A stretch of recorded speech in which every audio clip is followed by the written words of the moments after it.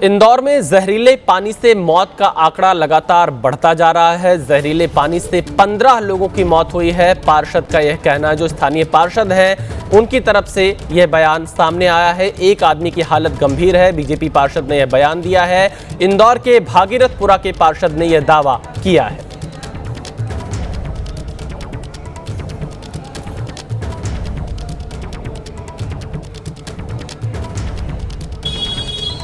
इंदौर के भागीरथपुरा के पार्षद कमल बघेला हमारे साथ हैं। सर, लगातार लोग बीमार हो रहे हैं, मौतें भी हो रही हैं, अलग अलग आंकड़े आ रहे हैं। आपके पास क्या जानकारी है? कितने लोग अब तक इस दूषित पानी की वजह से अपनी जान गंवा चुके हैं? आज उस आपदा को, क्राइसिस को हुए 8 दिन हो गए और लगभग 15 लोगों की इस पीरियड में डेथ हुई है। सब प्रकार की डेथ, अगर भागीरथपुरा की टोटल डेथ माने जाए तो वो सब मिला के 15 हो गई है। तो लेकिन ये अलग अलग तरह की जानकारियाँ क्यों आ रही हैं कि कलेक्टर कुछ और कहते हैं कहीं और, तो ये इसके पीछे की क्या वजह है? क्या हुआ कि जब ये आपदा हुई, मतलब इसको क्राइसिस बोल सकते, कोई भी चीज़ हो सकती है, तो उस समय बहुत भयावह स्थिति प्रारंभिक दिनों में थी। तो किसी भी घर में अगर कोई व्यक्ति बीमार हुआ तो वो अपने व्यक्ति को लेकर सिस्टम पे नहीं आया है। उसको ये नहीं लगा कि मैं शासकीय जगह जाना चाहिए, वहाँ नाम लिखाना चाहिए। हो सकता है उसको मन में डाउट रहेगा, और होता ही है कि मैं वहाँ जाऊँगा, प्रोसेस करूँगा, इतने तो मेरा व्यक्ति मर जाएगा, हमारे बीच से चला जाएगा। तो उन्होंने लोगों ने क्या करा है कि मोहल्ले के डॉक्टर को दिखाया। कोई बहुत सारे लोग, हज़ारों लोग मोहल्ले के डॉक्टर से ठीक हुए, उनमें से कुछ चले भी गए। तो वो स्वास्थ्य विभाग के रिकॉर्ड पे थे नहीं वो कि आपके हॉस्पिटल में भर्ती नहीं हुआ है, इसलिए आप मान नहीं रहे हो कि ये डेथ हुई है। या किसी हॉस्पिटल में अपने स्तर पे उन्हें भर्ती कर लिया, क्योंकि मरता क्या नहीं करता, जिसको जहाँ जगह मिली वो वहाँ चला गया। तो जो उसके कारण से डेथ हुई है वो 15 से ज़्यादा, जो चूँकि मैं इस क्षेत्र में रहता हूँ, मोहल्ले में नागरिक चले गए, वो हमें जानकारी है हमारे अपने परिवार के, इसलिए मुझे आप शामिल कराएंगे उस लिस्ट में जिनको कुछ सहायता सरकार की तरफ से मिल सके? अभी मोहन यादव जी परसों आए थे और उन्हें, वैसे तो शायद इसकी कोई कीमत नहीं होती है, पर गरीब लोग हैं, गरीब परिवार हैं, दुख की इस घड़ी में कोई सहारा हो सके, इसलिए 2-2 लाख की घोषणा की थी। कल कैबिनेट मंत्री कैलाश विजयवर्गीय जी ने, जो हमारे क्षेत्र के विधायक ही हैं, 3 दिन से लगातार यहाँ काम कर रहे हैं, घर पर जाके परिवार से मिलकर 8 परिवारों में 2-2 लाख की सहायता करी। 2 लोग और हमारे पास कल आए थे जानकारी लेके कि हमारे परिवार की डेथ हुई, तो कैलाश जी ने आदेशित किया है कि इन 2 लोगों को भी जोड़ा जाए उसमें। तो ऐसा 10 लोगों को जोड़ा है, और अभी जो जानकारी आ रही 4-5 लोग और हैं, निश्चित रूप से वो डेथ हुई है, और हम कोशिश कर रहे हैं कि हर व्यक्ति का नाम उसमें जुड़ना चाहिए। आज भी एक महिला की मौत हुई है, उसको मिलाकर के 15 या उससे भी ज़्यादा हो सकती है संख्या? देखो, हमारी जो जानकारी 15 की है, अगर मान लीजिए बहुत बड़ा एरिया 50,000 की है आबादी, और कहीं कुछ हुआ होगा तो मुझे नहीं जानकारी। 15 की हमको जानकारी है, ट्रेस है, और हम ये बता रहे हैं, मैं आपके सामने स्वीकार कर रहा हूँ, उसको लिए कोई वो नहीं है। एक आखिरी सवाल पूछूंगा, आप कह रहे हैं कि वो लीकेज पॉइंट नहीं मिल रहा है जहाँ से दूषित पानी मिला, लेकिन जो रिपोर्ट आई है वो ये बताती है कि बहुत खतरनाक बैक्टीरिया उसमें थे, मलमूत्र के अवशेष और हैजा जैसी खतरनाक बीमारी जिससे होती है, ऐसे बैक्टीरिया भी उसमें मिले थे। तो फिर पता लगाने में नाकाम क्यों है पूरा सिस्टम? एक्चुअल में जब यहाँ मैं पार्षद बना था, उस समय पर इस पूरे क्षेत्र की ड्रेनेज, नर्मदा, सड़कें बहुत ख़राब थी, और उसी समय हमने निगम में भी कहा है, लिखित में भी है, कि इस पूरे क्षेत्र का जो सिस्टम है कोलैप्स है ना, पूरा तहस नहस है, जगह जगह ड्रेनेज और नर्मदा मिलती है। मैंने जो भी लेटर लगाया उसमें सब में लिखा हुआ है, और उसमें कैबिनेट मंत्री कैलाश विजयवर्गीय जी और महापौर जी के प्रयत्नों से 60% एरियो में सारी चीज़ें बदल दी हमने, ड्रेनेज बदल दी, नर्मदा बदल दी, सड़कें बना दी है, और 40% एरिया के भी प्रस्ताव लगे हुए हैं।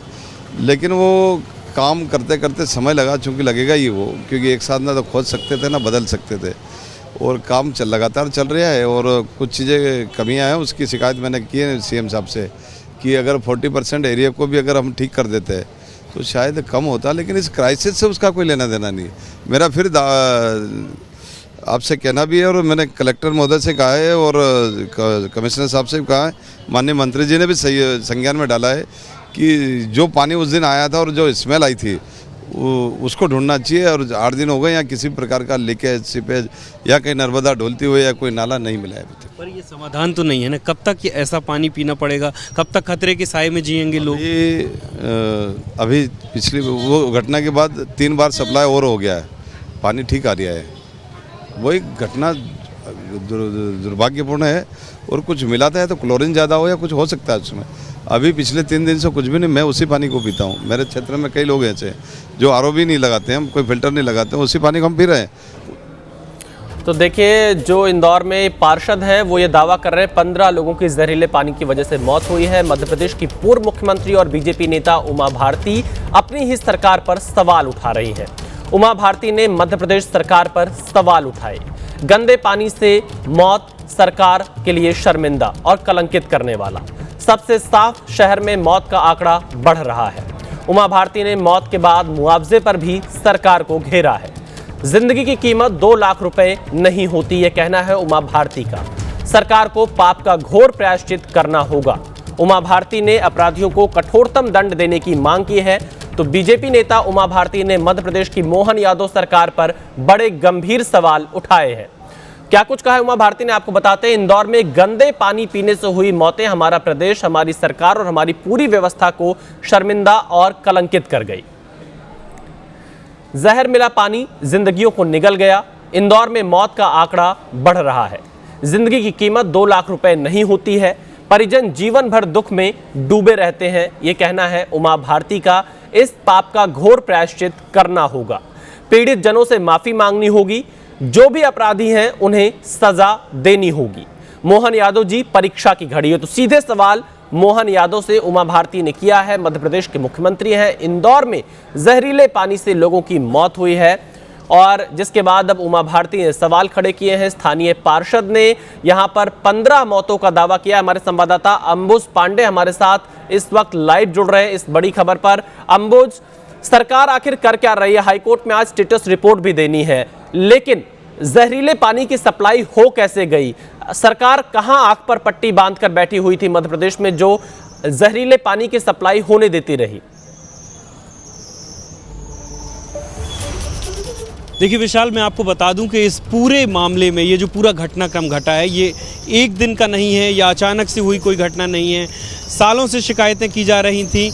खुद पार्षद ये मानते हैं कि 3 साल पहले उन्होंने पत्र लिखा था और पत्र लिखा क्या था, पत्र लिखने के सिलसिले शुरू हुए थे। 1 साल पहले करीब इस मामले में काम आगे बढ़ा था कि टेंडर की प्रक्रिया जारी हो, लेकिन वो 7 महीने करीब अटका रहा। उसके बाद बीते साल जो अभी अभी बीता है, अगस्त में टेंडर हो गया और अब तक काम शुरू नहीं हो पाया था। एक घटनाक्रम तो ये हुआ। दूसरा, उसके बाद लोग बीमार हुए, मौतें हुई। अभी भी लोग जिंदगी और मौत के बीच लड़ाई लड़ रहे हैं, लेकिन अभी तक ये पता नहीं चल पाया है कि वो सोर्स कहाँ पर है जहाँ पर ये दूषित पानी पीने के पानी से मिल रहा है। ये भी बहुत बड़ी विफलता है। जो पार्षद हैं वो किसी और भी इशारा कर रहे हैं कि किसी तरह का केमिकल मिला हो सकता है, किसी तरह का कोई इस तरीके की मिलावट हो सकती है, चाहे क्लोरीन की मात्रा ज़्यादा हो सकती है, उसकी वजह से हो सकता है कि लोगों को। पर प्रशासन क्या कर रहा था? जो जिम्मेदार अधिकारी थे वो क्या कर रहे थे? नगर निगम क्या कर रहा था, जिनकी पूरी ये जिम्मेदारी होती है कि स्वच्छ जल लोगों तक पहुंचाया जा सके? सबसे स्वच्छ शहर माना जाता है इंदौर, जहां पर यह घटना सामने आ रही है। मोहन यादव का क्या कहना है? उनके अधिकारियों का क्या कहना है? सरकार इस पर क्या कह रही है? कहां चूक हुई है? किसकी जिम्मेदारी? इतना समय क्यों लग रहा है जिम्मेदारी को तय करने में? देखिए, जहाँ तक जिम्मेदारी की बात है विशाल, अभी तक सिर्फ 3 लोगों पर कार्रवाई हुई है और 3 भी बहुत निचले स्तर के अधिकारी या कर्मचारी कहे जा सकते हैं। बड़े लोगों पर किसी पे जिम्मेदारी तय नहीं हुई है अभी तक। किसी ऐसे अधिकारी पर जिसके हस्ताक्षर से ये काम हो सकते थे, जिनकी वजह से ये फाइलें रुकी हुई थी, जिनकी वजह से ये पूरा टेंडर का प्रोसेस इतने दिन तक अटका रहा और जिनकी वजह से ये काम नहीं हो पाए, दूषित पानी लोगों ने पिया, उनकी मौत हो गई और आज ये इतनी भयावह स्थिति बनी हुई है। ऐसे किसी अधिकारी पर अभी तक कोई कार्रवाई नहीं हुई है। और जहाँ तक बात आप कह रहे हैं कि मुख्यमंत्री, मंत्री या बाकी लोग क्या कह रहे हैं, तो एक कमेटी बना देने के बाद सब अपनी जिम्मेदारी से कहीं ना कहीं पल्ला झाड़ते नजर आ रहे हैं। कमेटी बना दी गई है, जांच की रिपोर्ट आएगी, जो भी दोषी पाया जाएगा। प्रक्रिया होती है कि कोई घटना सामने आए उसमें कमेटी का गठन कर दीजिए, जांच रिपोर्ट के इंतजार करने का हवाला देकर तमाम चीजों को आप टाल जाइए। लेकिन मोहन यादव सरकार को यहां पर गंभीरता से आगे आना होगा और जहरीले पानी की सप्लाई को हर हाल में रोकना होगा। इंदौर में आखिर किसकी लापरवाही से लोगों की जान गई, वो कौन लोग हैं जिनकी जिम्मेदारी घरों तक साफ पानी पहुंचाने की होती है लेकिन उन्होंने ध्यान नहीं दिया। एक एक करके आप नाम देख लीजिए। निगम कमिश्नर दिलीप यादव हैं, क्योंकि काफी वक्त से स्थानीय लोग गंदे पानी की शिकायत कर रहे थे और ये उन शिकायतों को बिल्कुल भी उस पर गंभीरता नहीं दिखा रहे थे, उन शिकायतों को दबाकर रख लेते थे। ये आरोप इनके ऊपर है। आयुक्त के साथ अपर आयुक्त रोहित सिसोदिया भी नए साल पर हुए इस जहरीले हत्याकांड के जिम्मेदार माने जा सकते हैं, क्योंकि अगस्त महीने में पाइपलाइन बदलने का टेंडर हो चुका था लेकिन दिसंबर तक काम शुरू नहीं हुआ। स्थानीय पार्षद कमल वाघेला, जिनका इंटरव्यू अभी हमने आपको थोड़ी देर पहले दिखाया, जो आज घड़ियाली आंसू बहा रहे हैं, वो भी इस घटना के लिए जिम्मेदार क्यों नहीं है। 5 महीने से उनके इलाके के लोग गंदे पानी से परेशान थे लेकिन उन्होंने कुछ भी नहीं किया। मेयर पुष्यमित्र भार्गव इस पानी कांड के लिए जिम्मेदार लोगों से बाहर नहीं हो सकते हैं, क्योंकि गंदे पानी की शिकायतों पर उन्होंने कोई कदम नहीं उठाया। एक और नाम है जल कार्य प्रभारी बबलू शर्मा की भी। इन मौतों पर इनकी जिम्मेदारी भी तय करना बेहद जरूरी है, क्योंकि लगातार जहरीले पानी की शिकायत पर उन्होंने तब तक ध्यान नहीं दिया जब तक इंदौर में हाहाकार नहीं मच गया, लोगों की मौत नहीं हो गई। अंबुज हमारे साथ लगातार जुड़े हुए। अंबुज, आपने जो जानकारी दी वो नाम हम अपने दर्शकों को दिखा रहे हैं। आखिर इन बड़े लोगों पर मोहन यादव की सरकार एक्शन लेने में पीछे क्यों हट रही है? यहां पर लोगों की मौत हुई है, आखिरकार कब तक आंख पर पट्टी बांधकर बैठे रहेंगे मोहन यादव? देखिए विशाल, मैं आपको बता दूं, जो आपने नाम बताए, जो हमारी जो फाइंडिंग्स है उसमें जो जिम्मेदारों के ये बड़े नाम आपने लिए, उन पर कार्रवाई क्यों नहीं हुई, ये बड़ा सवाल है। और वो इसलिए नहीं हुई, मैं आपको बता दूं, कि क्योंकि अब ये लड़ाई पूरी तरीके से जो जनप्रतिनिधि हैं, नेता बनाम अधिकारी, सिस्टम को दोषी बताया जा रहा है। कौन है आखिर ये सिस्टम? क्या नेता इस सिस्टम का हिस्सा नहीं है? अब यहाँ पर जो बड़ी लड़ाई हो रही है वो ये हो रही है कि भोपाल के इशारे पर बिठा ले गए इंदौर के जो बड़े बड़े अधिकारी हैं, वो यहाँ पर इंदौर के स्थानीय नेताओं की सुनवाई नहीं कर रहे हैं। कहीं ना कहीं ये कहने की कोशिश हो रही है। पुष्यमित्र भार्गव की आप बात सुन लीजिए, वो ये कह रहे हैं कि हम अधिकारियों से शिकायत कर रहे थे। पार्षद ये कह रहे हैं कि हम अधिकारियों से शिकायत कर रहे थे। खुद कैलाश विजयवर्गीय ये कह रहे हैं कि समन्वय की कमी है, अधिकारी सुनवाई नहीं कर रहे हैं। तो कहीं ना कहीं ये लड़ाई जो है भोपाल के इशारे पर जो बड़े अधिकारी यहाँ इंदौर में बिठा ले गए हैं और वो यहाँ के जनप्रतिनिधियों की सुनवाई नहीं कर रहे हैं, ऐसी नज़र आ रही है। अधिकारी बार बार, जो नेता हैं वो इशारा कर रहे हैं कि ये सिस्टम, जो अधिकारी जो सिस्टम में बैठे हुए हैं, उनकी खामियों की वजह से हुआ है। लेकिन अब सवाल वही खड़ा होता है कि एक कमेटी बना दी गई है, कमेटी की रिपोर्ट आएगी, जब रिपोर्ट आएगी तब कार्रवाई होगी। साफ नज़र आ रहा है कि जिम्मेदार कौन है, साफ नज़र आ रहा है कि कौन, किसकी रिस्पॉन्सिबिलिटी थी कि वो एक सिग्नेचर पर ये काम हो सकते थे, किसकी रिस्पॉन्सिबिलिटी थी कि वो तत्परता दिखा सकते थे, ये साफ नज़र आ रहा है। लेकिन कार्रवाई होगी तो हमेशा की तरह छोटे अधिकारियों पर, जो लोग निचले स्तर पर काम कर रहे हैं उन पर। बड़े लोगों पर कार्रवाई कब होगी, ये बड़ा सवाल बना हुआ है। और कब तक एक दूसरे पर जिम्मेदारी डाली जाती रहेगी? कब तक जनप्रतिनिधि ये कहते रहेंगे कि ये सिस्टम की खामी है? कब तक सिस्टम में बैठे लोग ये कहते रहेंगे कि ये प्रोसेस का हिस्सा है? तो ये जो चीज़ें हैं, आम जनता को अपनी जान गंवा के, अपने हेल्थ के साथ कॉम्प्रोमाइज करके उसकी कीमतें चुकानी पड़ती हैं। विशाल, बिल्कुल बिल्कुल अंबोज, बहुत शुक्रिया। इंदौर में लोग जहरीला पानी पीते रहे और जिम्मेदार कानों में रुई डालकर बैठे रहे, जबकि सीएम से लेकर अफसरों तक लगातार शिकायतें भी पहुंचती रही हैं। आखिर वो कौन लोग हैं जिनकी लापरवाही का खामियाजा यहां के लोगों को भुगतना पड़ा है?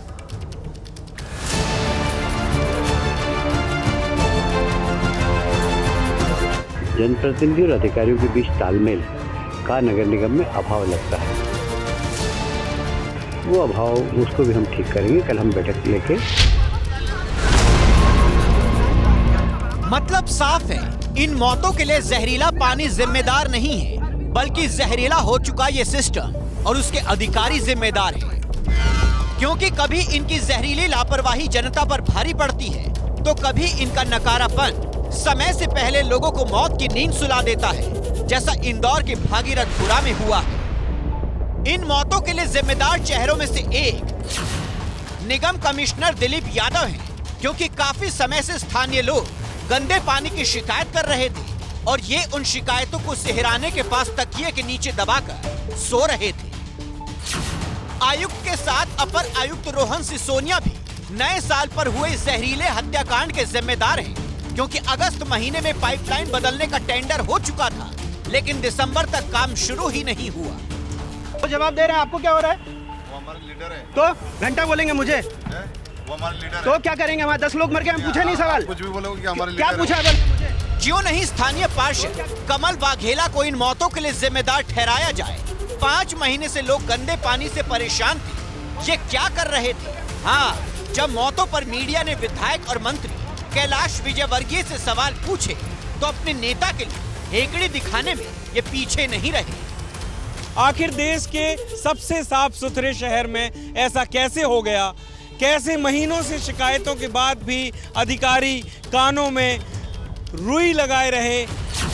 मेयर पुष्यमित्र भार्गव भी इस पानी कांड के जिम्मेदार लोगों से बाहर नहीं है, क्योंकि गंदे पानी की शिकायतों पर उन्होंने कोई कदम नहीं उठाया। और कदम क्यों नहीं उठाया गया? क्योंकि अधिकारी और जनप्रतिनिधियों के बीच कोई तालमेल था ही नहीं। ये बात कैलाश विजयवर्गीय ने मीडिया से कोई 1-2 बार नहीं बल्कि कई बार कही है। जनप्रतिनिधि और अधिकारियों के बीच तालमेल का नगर निगम में अभाव लगता है। वो अभाव उसको भी हम ठीक करेंगे। कल हम बैठक लेके, और कैसे भी शहर के ऊपर ये बदनुमा दाग लगा है, भविष्य में इसकी पुनरावृत्ति नहीं। इस बीच जल कार्य प्रभारी बबलू शर्मा की भी इन मौतों पर जिम्मेदारी तय की जानी जरूरी है, क्योंकि लगातार जहरीले पानी की शिकायत पर उन्होंने तब तक ध्यान नहीं दिया जब तक पानी सिर से ऊपर नहीं चला गया। इंदौर में जहरीले पानी से हुए हत्याकांड के बाद अब यहाँ सफाई के दावों पर भी सवाल खड़े हो गए हैं। लोग कह रहे हैं कि जो तस्वीर दुनिया को दिखाई जाती है, जमीन पर वैसा कुछ भी नहीं है।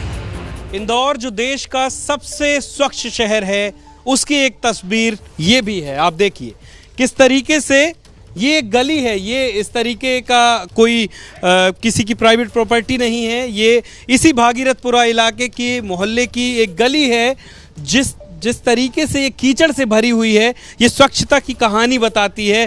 तो एक एक कर इंदौर के लापरवाह सिस्टम की परतें उतर रही हैं।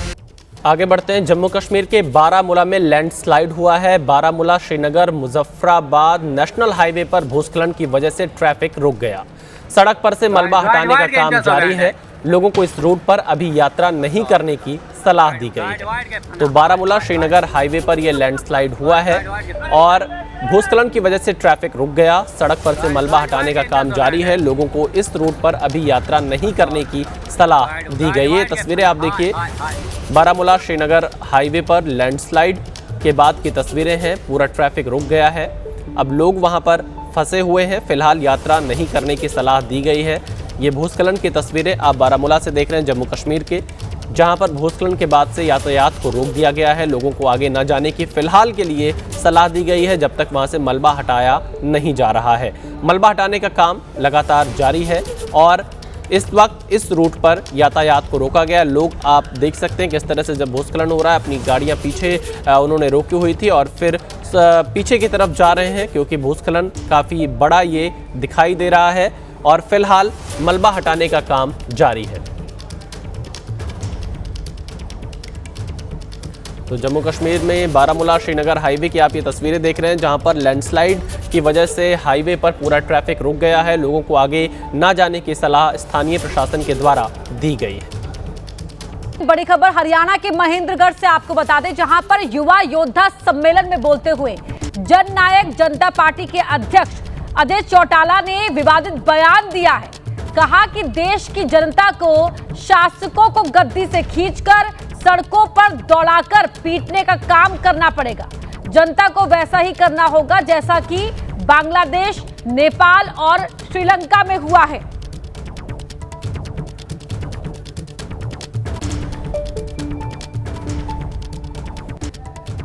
पड़ोसी मुल्कों में श्रीलंका में जिस तरीके से नौजवानों ने वहां की सरकार का तख्ता पलट करके रातों रात उन्हें भगाने पे मजबूर किया, जिस तरीके से बांग्लादेश के लोगों ने, नौजवानों ने वहां की सरकार का तख्ता पलट करके उन शासकों को देश छोड़ने के लिए मजबूर किया, जिस तरीके से नेपाल में वहां के नौजवानों ने लामबंद होकर के न केवल उनको सड़कों पर पीटने का काम किया बल्कि रातों रात देश छोड़ने के लिए मजबूर किया। इसी तरीके से इन शासकों को गद्दी से खींच करके उतार करके सड़कों पर दौड़ा करके पीटने का काम करना पड़ेगा, इनको देश छोड़ने पे मजबूर करने का काम करना पड़ेगा, तभी जाकर के हमारा इस कुशासन से पीछा छूटेगा। बिहार चुनाव में करप्शन को लेकर लगातार बीजेपी लालू प्रसाद यादव और उनके परिवार पर हमला करती रही। चुनाव के बाद अब लालू परिवार के नए घर को लेकर बीजेपी घेर रही है। बीजेपी का दावा है कि पटना के महुआ बाग और कौटिल्य नगर में लालू परिवार का घर बन रहा है। दोनों ही जगह नए घर बनने की तस्वीर बीजेपी ने जारी की है। दोनों ही जगह अभी निर्माण कार्य चल रहा है। तो बता दें आपको कि राबड़ी देवी को नोटिस मिला था अपना सरकारी बंगला खाली करने का। उसके बाद से जो घर तैयार हो रहा है, जहां पर लालू परिवार शिफ्ट होगा, उसके निर्माण कार्य को लेकर अब बीजेपी ने हमला किया है, वार किया है।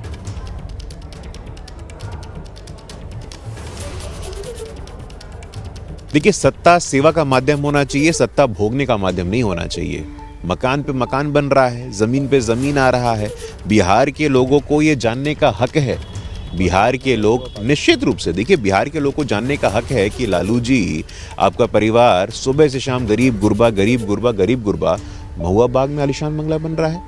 अभी खबर आई है कौटिल्य नगर में, पटना एयरपोर्ट के पास इतनी वीआईपी एरिया में एक आलिशान बंगला बन रहा है। इतना बंगला बनवाते हैं और गरीब गुरबा की बात करते हैं। बिहार की जनता को जानने का हक है। दस्तावेज कहाँ हैं? क्या आपने अपने नॉमिनेशन एफिडेविट में ये सब को डाला था? नहीं डाला है तो बिल्कुल जांच होनी चाहिए। सरकार में बैठे हुए लोगों का सबका जांच हो पहले। अभी तो हमारी पार्टी ने दिया ना, ये जो आदरणीय लालू प्रसाद जी के परिवार के फोबिया से ग्रसित लोग हैं, असली मुद्दे से ध्यान भटका रहे हैं। अभी तो मिशनरी मैनेजमेंट के द्वारा सरकार में आए हैं, 202 का संख्या है, प्रचंड बहुमत के बाद भी बेचैनी में है। इसी से पता चलता है जो जो वादा किया वो तो पूरा करना नहीं है, उस पर बात करना नहीं है, ध्यान भटकाने की कोशिश, बस मुद्दे से ध्यान भटकाना है।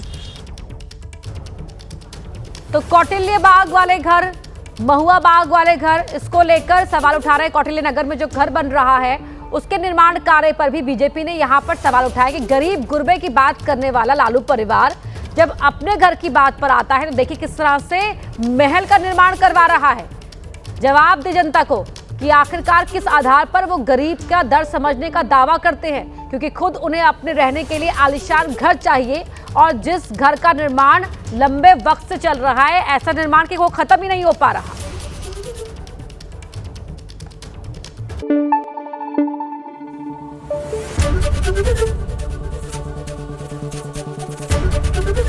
एबीपी न्यूज आपको रखे आगे।